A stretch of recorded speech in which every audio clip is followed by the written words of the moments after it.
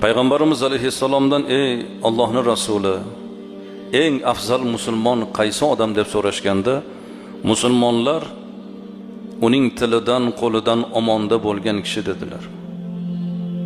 Eng afzal mo'min odam ilmlirog'i demayaptilar, saxiyrog'i demayaptilar.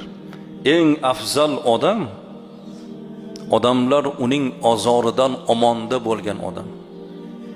Bir odamni maqtasak, juda yaxshi inson, beozor odam. Mana bu to'g'ri ta'rif bo'ladi.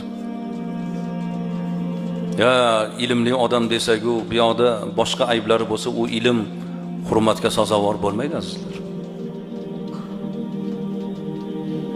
Saxiyligi bor, lekin bu yoqdagi odamlarni sal pastga urib qo'yadi gapi bilan, so'zi bilan. Chunki o'zi boyda. Bu saxiylik qayerda qoladi?